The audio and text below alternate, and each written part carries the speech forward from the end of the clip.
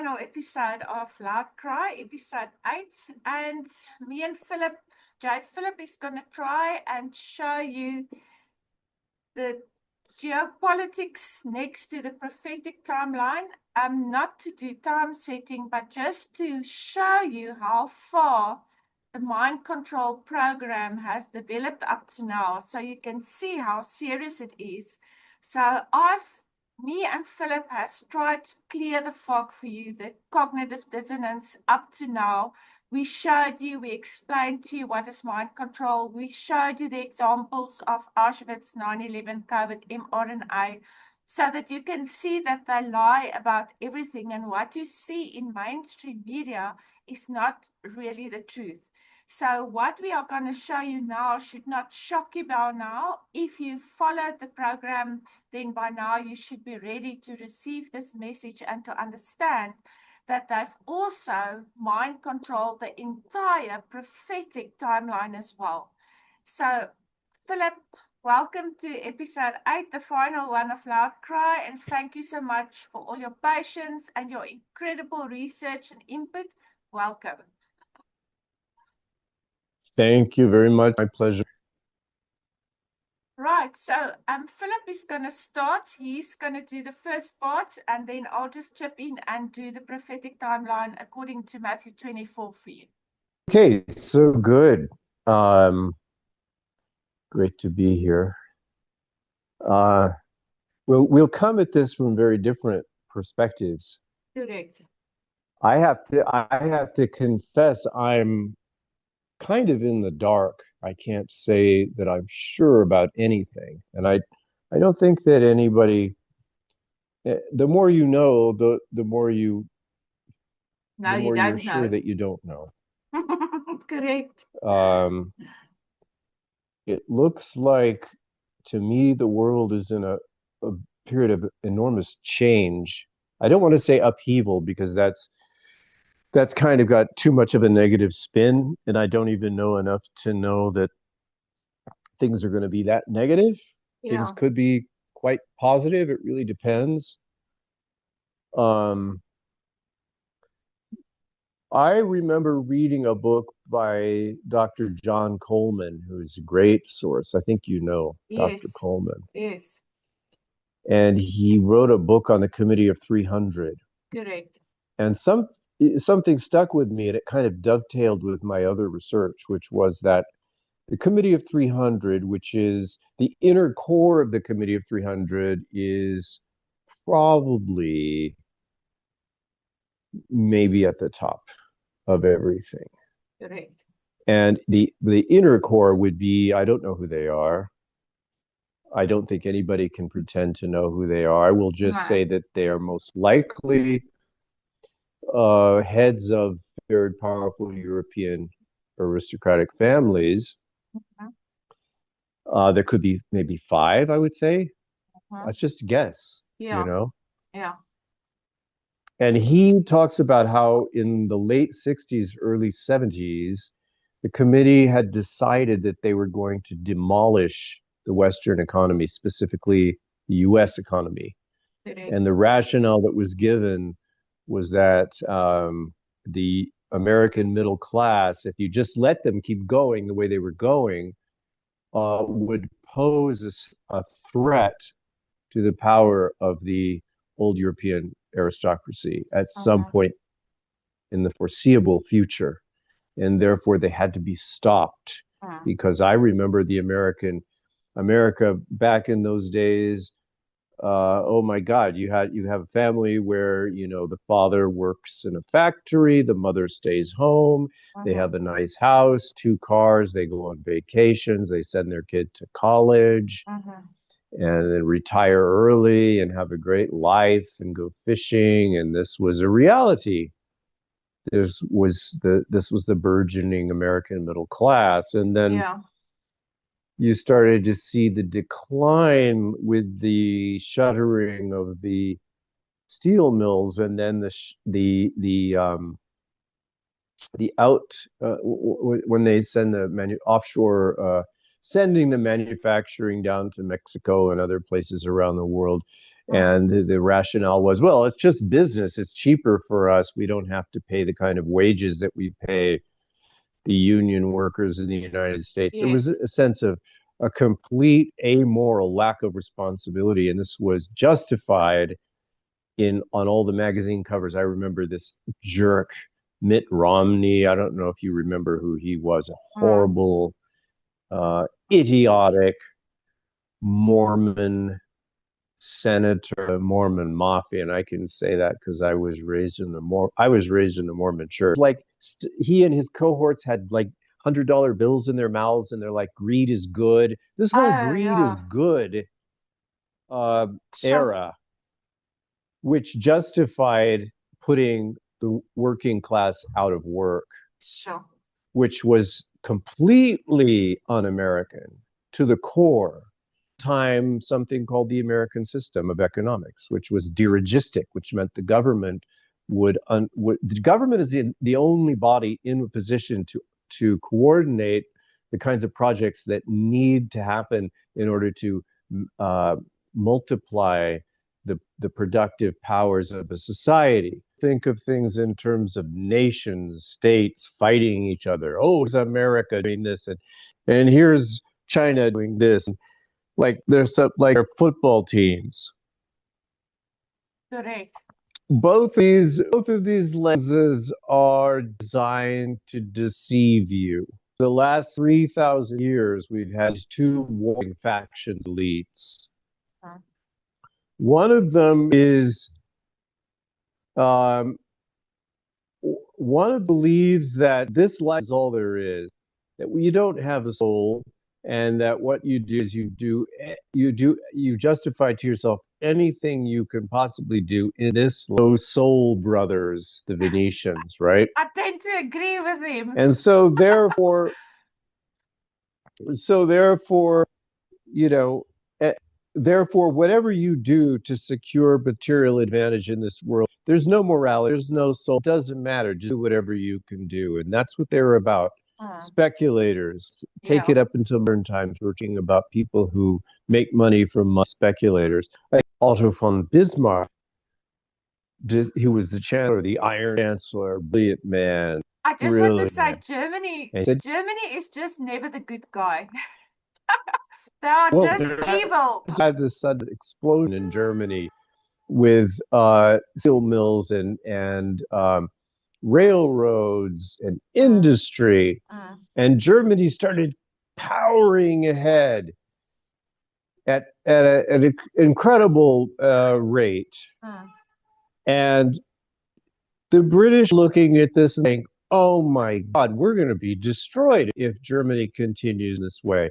And the American system, of course, was taken up also in Russia Yeah. as well, with the building of railroads and steel mills and industry in Yeah. Japan and in China.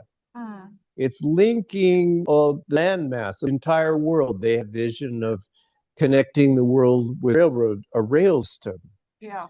And the British were like, well, we dominate the world through on the seas. We can't allow this sort of integration, this unfettered, you know, progress Expansion. among these sovereign nations. We can't allow this. So therefore, Edward VII began his very Venetian style toward the last part of his life. He was dedicated to be starting a continental world war that was going to set this trend that he saw that was going to wipe out the British free trade system and all their interests. So although he passed away, oh God, he passed away in, I think, 1910, before this First World War. But the First World War was basically like if you're playing chess with somebody and you're losing and you're like, you knock over the chessboard. That's what the British did. Okay. And destroyed, bombed the hell out of Germany, and this this was also the birth of what we talked about earlier with the mind control, starting with the examining the shell shock victims of soldiers who had fought in World War I, shell shock, but getting, actually they're trying to study how they can control people through fear. Correct. But that the lead up to that wars, I don't want to repeat myself too much, but that what they went on a full scale propaganda campaign against the Kaiser with these lies, Mm. and they spread it throughout the media all over the world that the Kaiser Yes. had gone into Belgium and he'd cut off the hands of the children and they raped the women and all these things that were Yeah. complete lies. Lies. Yeah.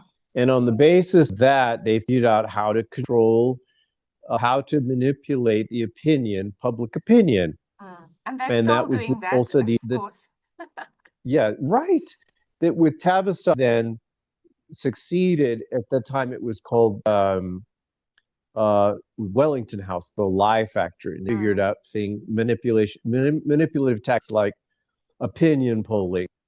Well, 71% of Americans Yeah. this. It's like, so what? Yeah. There are, the idea that everyone's opinion has equal weight. Exactly. Yeah. One, right, ludicrous. But so the American system versus the free trade system. The American system echoing principles that animate the Italian Renaissance, brought forward into to the modern industrial age, Okay. versus the British free trade system. The British then countering by causing a world war and knocking over the chessboard, and Federal Reserve System all over the world, which I understand Russia has completely broken from. Yes. So that is why they sanction Russia so badly and make Vladimir Putin the bad guy in everything, because he's the only one that's breaking away from this system. Yeah, he and China. But you have to understand,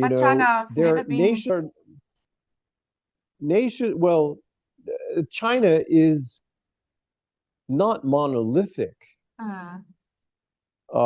You have the Xi Jinping, who is a sovereigntist like Putin, or arguably like Trump, a sovereigntist, or arguably like faction within Iran. It's hard to establish what Trump really is, because he changes his mind like 4 times a day. Yeah, but that's deliberate, playing our cartel that takes his orders from Tavistock in the city of London. Correct. So he sometimes deliberately will switch what he's saying, be very confusing and very I thought he seems to switch what he said. He's playing these people because Iran is not monolithic. China's not monolithic. You have President Xi, who I believe stands for a sovereigntist planet, where you have sovereign nations able to pursue their own course, their projected course of development and as they see fit. And then you see the other faction that is still very much attached and controlled by the city of London, which I believe takes orders from a certain faction in Geneva. Right.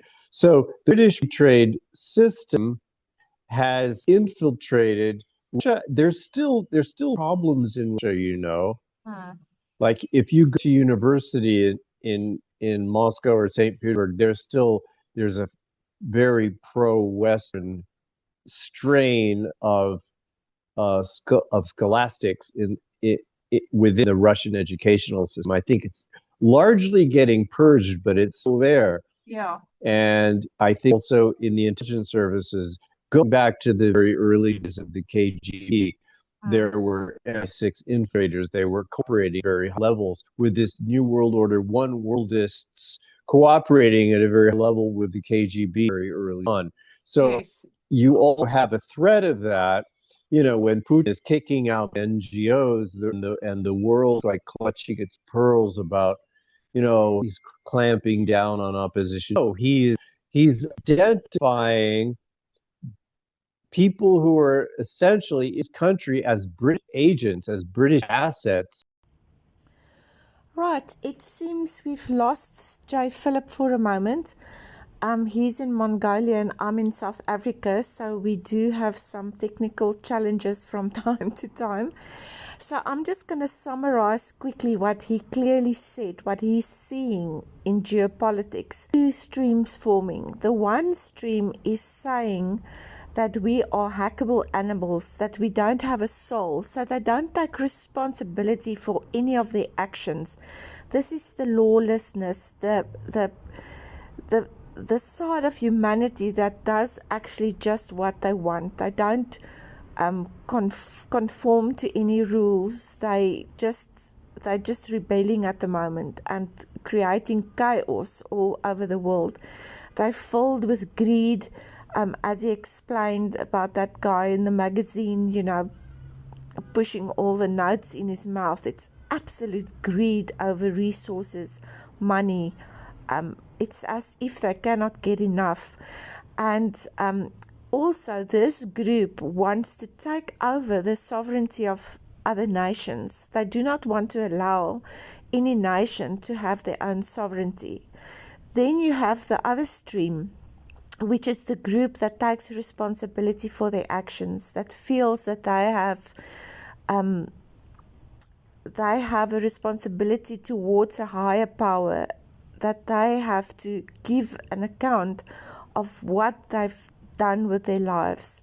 And this group is also the group that holds on to their sovereignty of their nations, and that builds families, and that builds their economies, and they are into growth, not into breaking down everything. So clearly these two streams are forming in geopolitics, and you will see now how that fits into the prophetic timeline as well. If you look at Bible prophecy, if you look at what they're trying to do, they're trying to get church and state to work together. And when we're talking about church, I told you in the past, it's the Roman Catholic Church, the Vatican. So the Vatican wants to dictate to the government, the one world government of the world, how to run the world. And what they want to do is they want to take away the sovereignties of all the countries and get it under one government operation. And he explained that if you look at President Vladimir Putin, China, the East Bloc countries, as well as Iran, these people doesn't give up their sovereignty. So when President Putin is eliminating guys that stand up against it, it's not just guys that's standing up against it. It's not just opposition. That's not really what it's about. These guys are infiltrators trying to steal the sovereignty from Russia. They're trying to influence, to bring in this new world order, UK new regime into Russia. And Russia will never allow that. Vladimir Putin will rather die than to lose the sovereignty of Russia. So according to Philip, if I understood him right, this push from the East Bloc will be too strong for this little company of 300 or whatever they call themselves to take over the world. It's not going to happen. That's where the big Armageddon clash is going to come from.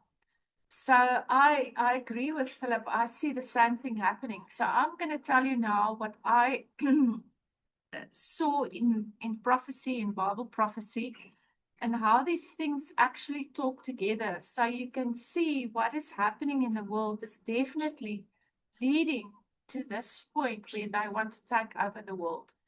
And they're not going to be successful, not according to Philip with this East Bloc pushing back, and God is not going to allow them to take over your free will. So for them to call you a hackable animal is not something he's going to allow, because that cancels out his whole government, because God's government is built on free will. The moment you take people's free will away, he's going to intervene. He will not allow that. So let me take you through it. I want to give you a scenario that I want you to keep in your mind. A sailor is approaching shore on a dark night. In the distance, he sees a lighthouse, but the fog becomes thicker and thicker. Eventually, he can no longer see the lighthouse. The lighthouse never moved, nor the shoreline.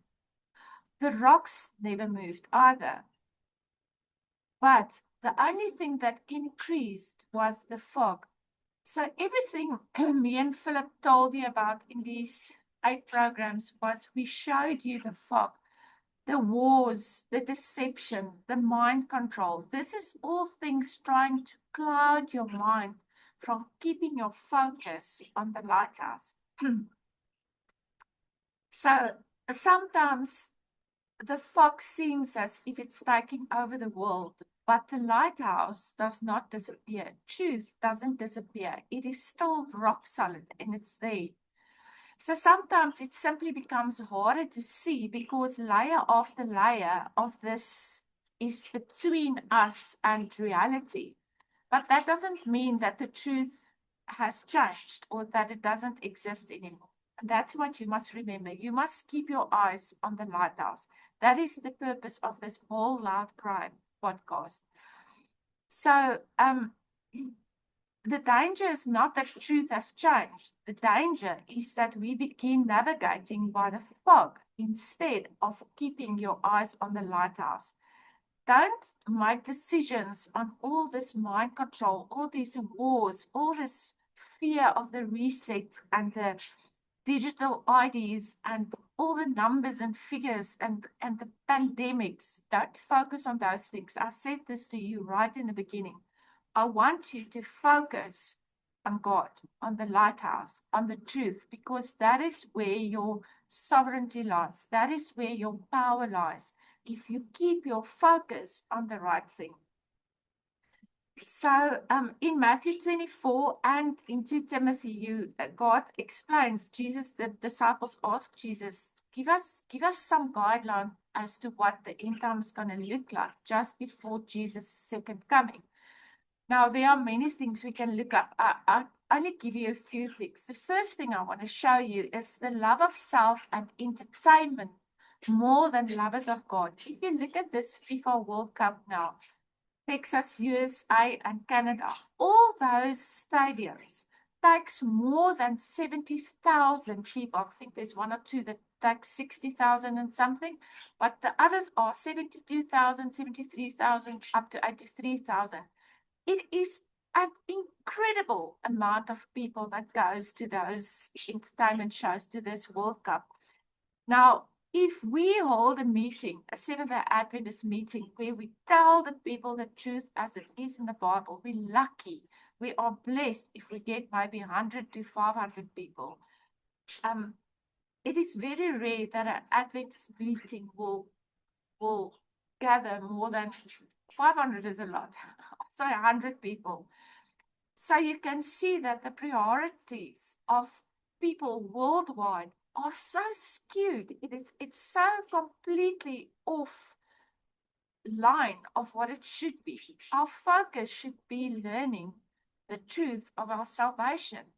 Isn't it more important that how am I going to get through to eternity? What is it that's going to give me salvation? That should be your study, your most important study. But the world is more interested in entertainment, way more interested. It's if you look at the price of those tickets, they range in South African rand from 2,000 for the really cheap tickets 2,200, up to 45,000 rand for a ticket. Now go and multiply that by 72,000 people. It is incredible amounts of money that's being made just with entertainment. When we hold a meeting for truth, when we tell people the health message, when we want to teach them the prophecies in Daniel and Revelation, we don't ask them money. We even give them tea and, something to eat afterwards. And we cannot even get 100 people to come to the most important meetings of their lives.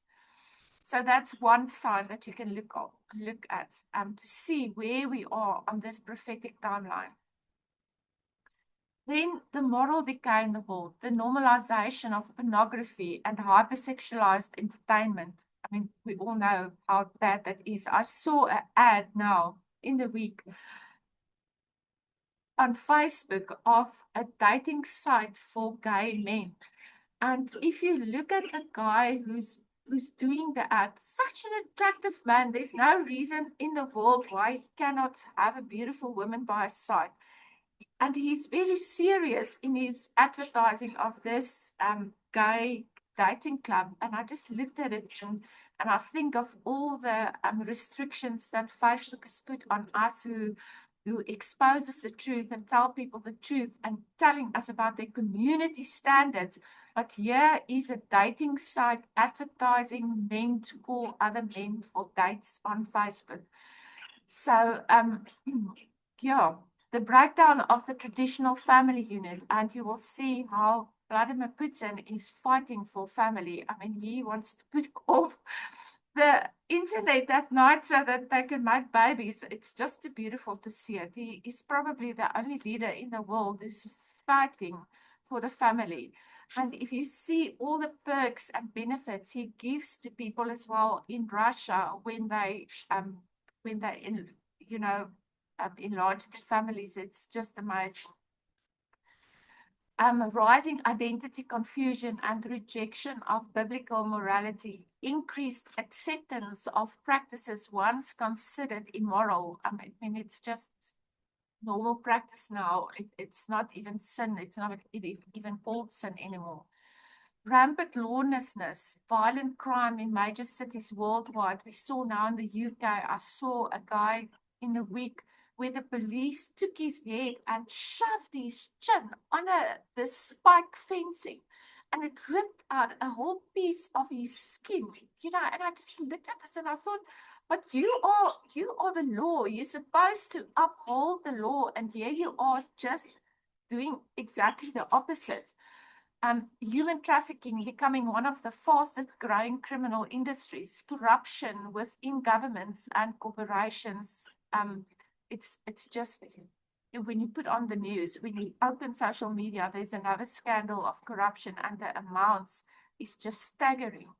Increasing disregard for authority and social order, that you also see on Facebook a lot now. Go against the government, fight the government.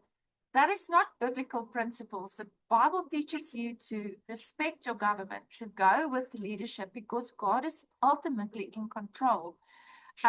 But I've said this many times, if you've got a leader that you can respect and that you can follow, then it's easier to be obedient. But if the leaders of the country are completely corrupt, it goes against your moral principles to actually follow them. So it's becoming harder and harder. Scripture, because iniquity shall abound, the love of many shall wax cold because of sin, Matthew 24:12.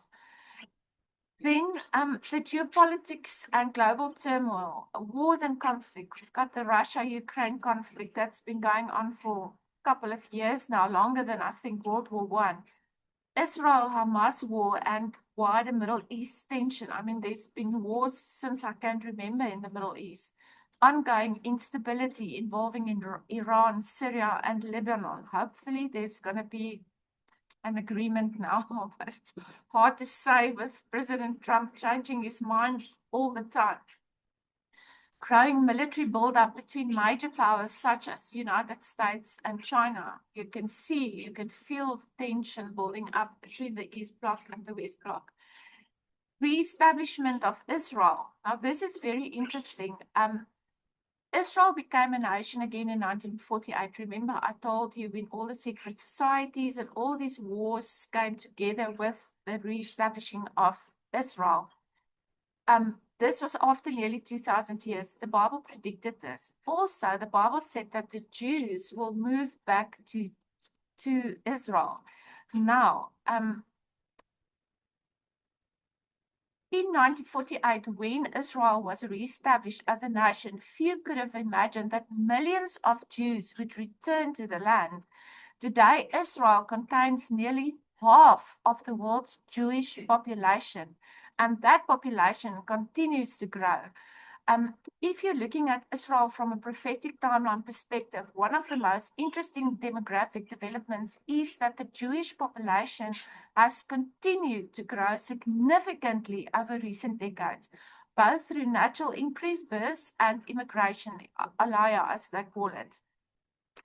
So at the moment, there's about 7.77 million Jews in Israel. It makes up about 76.3% of the population in Israel. So Israel now contains, as I said, nearly half of the world's Jewish population, making it the largest Jewish population center on earth at the moment. What is particularly noteworthy is that while many developed nations are experiencing declining birth rates, Israel's Jewish population has maintained relatively strong fertility rates and population growth. Several studies note that most global Jewish population growth in recent years has come from Israel. And the scripture for this part is, "And you shall hear of wars and rumors of wars," Matthew 24:6. Then natural disasters and plagues, earthquakes and famines, major earthquakes in Turkey, we saw that, Syria, Japan, and other regions, increasing food insecurity, affecting millions globally. I think, of course, it's orchestrated. It's not natural. There's enough food for everyone. This is planned. Severe droughts impacting agriculture production. Climate change is also a hoax, but there is natural things happening. Then the pestilences. I've covered COVID. I've covered all the viruses. I showed you that these things are not true, but the effect of the injections has caused a lot of disease, a lot of deaths. I gave you the figures. I gave you all the information. So yes, definitely. I mean, if you open any social media, there's a new virus, then it's monkeypox, then it's this, then it's that, then it's Ebola. We know those things are fake. We know where they're coming from, but just the tendency that there's much more talk about plagues and disease, and also because of lifestyle, people are way more diseased as what they used to be. There shall be famines and pestilences and earthquakes in diverse places. Matthew 24:7. You cannot pinpoint any of these things on just one region. It's globally. Then spiritual and religious trends, religious deception. I mean, this is probably the strongest thing you can look at the moment. Prosperity gospel movements. Kiss your 10 rand 5 times and it will multiply. Nonsense like that. I've sat in churches, these open churches in my country, and that's what they make you do. You have to kiss your money and it will become more. So yeah, if only that would work. In my experience, you have to work really hard to get some money. New Age spirituality entering churches. I mean, the New Age movement, this whole spiritism, and it's everywhere. It is horrific. I want to vomit. And it's total opposite of what the Bible teaches. Growing ecumenical movements, minimizing doctrinal differences. This is, of course, we showed you where the ecumenical movement comes from. It comes from Alice Bailey. It is evil. It is satanic. Ecumenism has got nothing to do with God's government.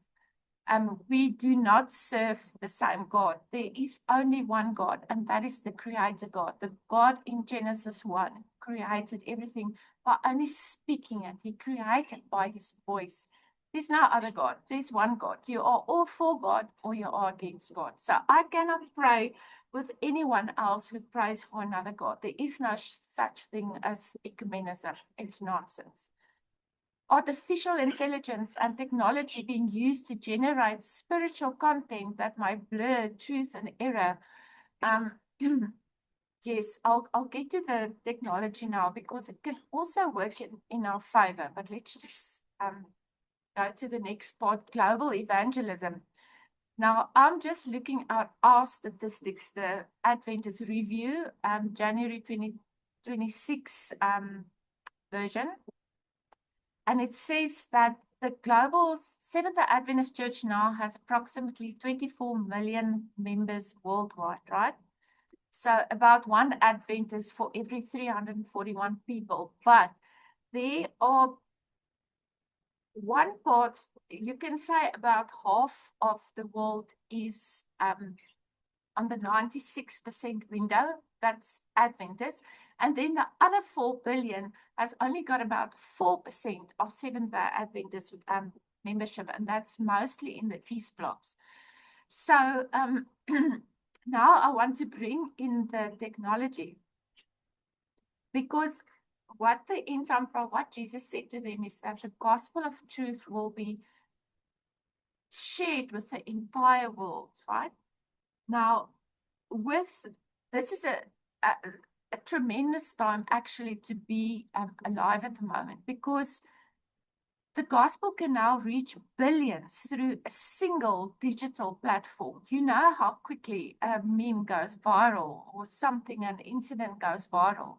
So the gospel can go throughout the world very, very quickly. Artificial intelligence can translate content instantly into hundreds of languages, so the language barrier isn't there anymore.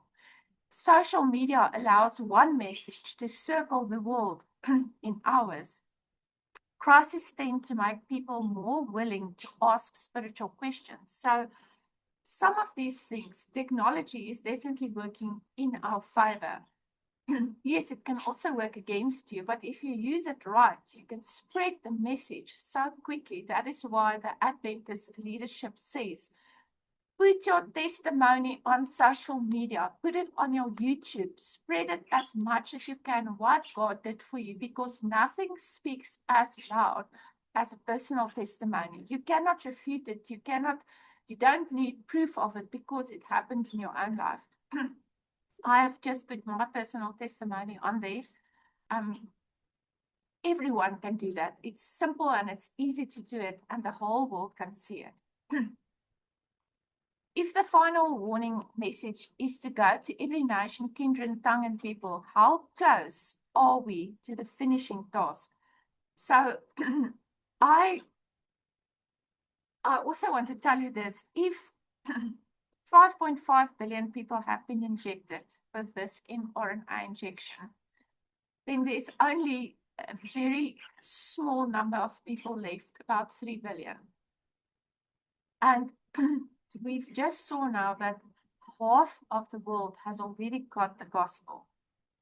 So if, I'm not saying they're going to, if 5.5 billion people die because of this injections, then the amount of people that needs to get the truth is much, much smaller.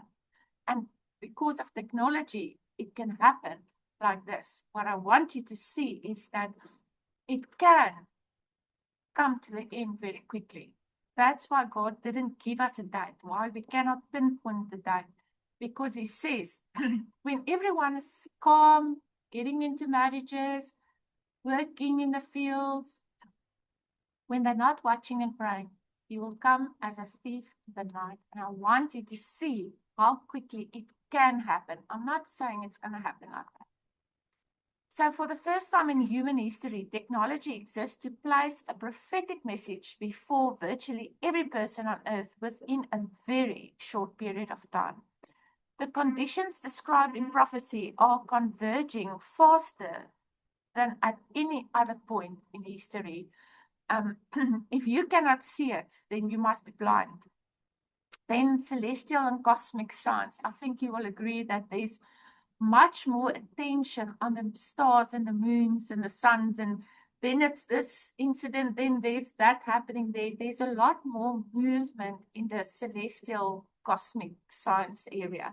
I'm not going to go into detail of that. And there shall be signs in the sun and the moon and in the stars, Luke 21:25. It's everywhere. So the signs are not given to scare us. They are given to prepare us. The timeline is moving rapidly. Prophecy is being fulfilled before our eyes. And the three angels' messages remains God's final appeal to a dying world. Now, this is where I want you to focus on. This is why I did this entire program. This is what they are hiding from you. This is the message that no one gets clearly. It's this three angels' message. And it's so simple. It is so clear. God says, proclaim the everlasting gospel to all nations. I said to you, I showed you now how quickly that can go.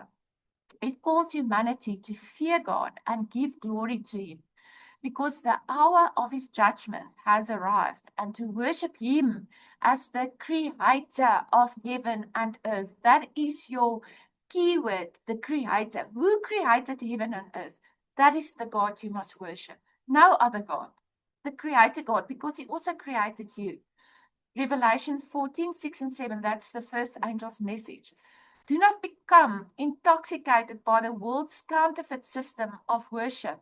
The enemy does not always attack through open rebellion. Often he works through deception. We showed you the deception, compromise, comfort, and distraction.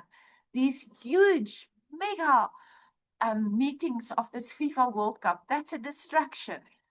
The question is not whether deception exists. The question is whether we are willing to test everything against the word of God. Are you doing that? Or are you listening to your pastor? Are you listening to your leader? Test it against the word of God. That is your filter. The second angel's message declares the fall of Babylon, symbolizing a collapse of false, corrupt, or worldly religious systems that have rejected the truth. So this is now where Philip's part comes in so nicely. This world system is falling apart. The fiat system, the economy system is falling apart. The religious worlds are in absolute turmoil. It's not harmonizing. It's in chaos. Babylon is falling. The world system is exposing itself at breathtaking speed. Political corruption, financial manipulation, moral collapse, religious compromise, and increasing control over personal freedom reveal a system that is moving further and further away from God's principles. If you filter everything through the Bible, you will see how far the world is moving away from Bible revelation. So Revelation 14 verse 8, the second angel's message is Babylon is fallen, is fallen. And then the third angel's message warns against worshipping the beast and receiving his mark. It presents a stark contrast between those who obey God's commandments and those who align themselves with worldly human authority. Let me quickly explain something to you. There were two laws. There were Moses' laws, and then there was the 10 commandments, the moral laws. Now, the moral laws was inside the Ark of the Covenant. They were protected by two angels. Now, the moral laws, the 10 commandments, does not change because it's a reflection of God's character. And it's a mirror for you to look into and see, do I reflect the image of God? That is what the 10 commandments is for. And how did the Israelites show that they follow the Creator God? They had to paint their doors with blood so that the angel of death could pass them. Now, God has also given us a sign that we can keep so that He knows who's His children, who is choosing Him. And that is the keeping of the Sabbath. God created the world in 6 days. On the 7th day, He rested and He sanctified that specific day, because that exposes Him as the Creator God. It shows you who is your authority. Rome changed the day of worship from Saturday to Sunday. So now the world is going to church on Sunday. So what they are saying, that my authority is Rome. And Rome did it deceptively. They didn't come out and say, we're changing it. They did it like I showed you with everything now. That's why I took you through this whole process. They deceived you into worshiping on Sunday. God's day is Saturday. It is Sabbath. And it's a gift to you to show I choose God as my authority. If you miss this, you miss everything. Let me explain to you this whole thing of grace. Because then they go screaming, oh, we're not under the law, we're under grace. I'm driving in an area that I don't know. And I'm going around a corner and I'm a little bit fast. And right after the corner, there's a robot. And as I go around the corner, the light's turning red and I can't brake, it's too late. So I'm over the red light. Here comes the cops, they pull me off. And I explained to the guy what is going on. He says, no problem, I understand. I'm cancelling your ticket. I'm giving you a free ticket. You can go. That is what Christ did for you. You had a full account full of sin. He paid that ticket for you. He said, okay, you didn't know up until this point, but now you know. I have come to die for you. I've given you a free ticket. Now, what is your response going to be because you received this grace? You're going to drive over every red light now? No, because you are so grateful for this ticket that you didn't get, for this death that you should have died. Now you keep the laws out of gratification, out of gratitude, out of love. I will write my laws into their hearts, into their minds. So when God speaks metaphorically in the New Testament about the mark of the beast, in your forehead, it's your frontal lobe, it's your freedom of choice. You are free to choose who you want to serve. That is what it is. And the chip, the mark on your hand is your actions. Does your actions show that you choose God as your authority? That's how simple it is. So it's an issue of authority. It's not a chip. Do you really think that God minds how you're going to pay for your groceries? With a credit card, you're already paying with a chip anyway. Your credit card has got a chip on. It's not about that. This digital currency is also not the mark of the beast. It's just a control tool that this new world order wants to use to deceive you and force you. If they couldn't deceive you, now they're going to force you into worshiping Sunday and not God's Sabbath. That's what it's about. So let's just go on with this. So the final issue is worship and obedience. God's people are identified by their faith in Jesus and their obedience to his commandments. And it's not your obedience that saves you. You are saved by grace. Jesus died for you long before you even kept one commandment. But because he died for you, you keep this commandments, because this commandments is also your character. Your character must develop according to this. And if you break one of the commandments, if you go and study the commandments, they follow each other. So if you break one, you break all of them. Okay. Okay, obedience to his commandments, including the seventh day Sabbath established at creation. That's another thing. Sabbath was established at creation in Eden, not when the Jews were born. There were no Jew in creation. It's not, Sabbath has got nothing to do with the Jews. Sabbath is about God. It's the authority. It's how you show who you choose as your authority. Here are they that keep the commandments of God and the faith of Jesus. Revelation 14:12. That is your third angel's message. Time is running out. God's final message is not merely information. It is an invitation to choose whom we will serve. So I just want to say in closing, before I give my closing remark, I always tell people, the prophetic timeline is interesting, of course, and we can see it everywhere. And it's interesting to hear what J. Philip has to say about the geopolitics. And yes, we are human beings. We want to know when nothing's going to happen. But I always tell my clients, what is the most important time of your life? It's the next 5 minutes. Because do you know when you're going to die? Do you know when your line in the sand is drawn? None of us know that. None of us. So when do you have to be ready to go into eternity? Every single moment of your life. Every day you must be ready. That's why in the morning, protect yourself. Do your Bible study. Protect yourself with prayer. Ask God to be with you that day. And in the evening, you ask again for forgiveness. You contemplate your day. You look through the things you could have done better. Make sure your relationship with God is right now. Not tomorrow, not Monday, not when you start your diet. Make sure that you are right with God now. And the two biggest things you have to do, you have to forgive yourself for the shameful things, for things you feel guilty about, things you did stupidly. Forgive yourself. Forgive yourself. And then forgive other people. That is the only way you can have a free relationship with God when there's no bitterness and no anguish in your heart.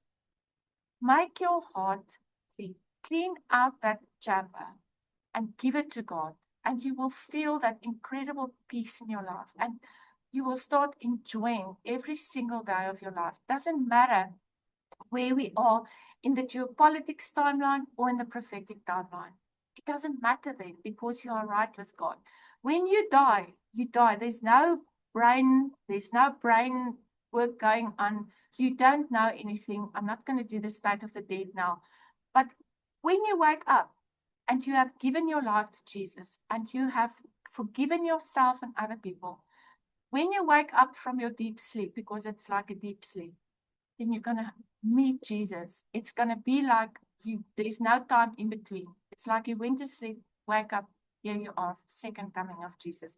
And you do not want to miss it. Go and read Revelation 22. How beautiful the new earth is going to be. I mean, the foundations are a different stone, every foundation layer. The gates are made of pearls. It's going to be the most amazing place. The streets are of gold, like a sea of glass. So it must be gold that we haven't even seen yet. This beautiful, pure gold. You're going to have a mansion in the village where you're going to have your own plantations, your own animals, and you're going to have a dwelling in the New Jerusalem as well. And once a week on Sabbath, you're going to get together with all the saints and you're going to have a wonderful time with Jesus in communion with him and with other people. There will not be people who commit sin there. There will be people there that only want peace and prosperity and love for everyone. It's going to be the most amazing place to live in. The second coming of Jesus and the four horsemen and all the thousands and thousands of angels is going to be spectacular. Why would you want to miss that? Why would you reject someone who died for you so that you don't get the ticket? Why would you reject that? I'm imploring you to give your life to Jesus today, to turn your life around, forgive yourself, forgive others, and live your life as close as you can to the 10 Commandments. Change your character, work on that character, be harsh with yourself, and stay soft in your heart. That's so important. Stay soft. So my closing remark to you. None of these signs alone prove that Christ's return is tomorrow. But when we place them together, moral decline, global conflict, natural disasters, spiritual deception, worldwide evangelism, and signs in the heavens, we see a prophetic picture forming. The question is not whether the signs are occurring. The question is whether we are spiritually ready for what comes next. Are you focusing on the lighthouse or are you focusing on the fog? That is a choice only you can make. So this was my final loud cry.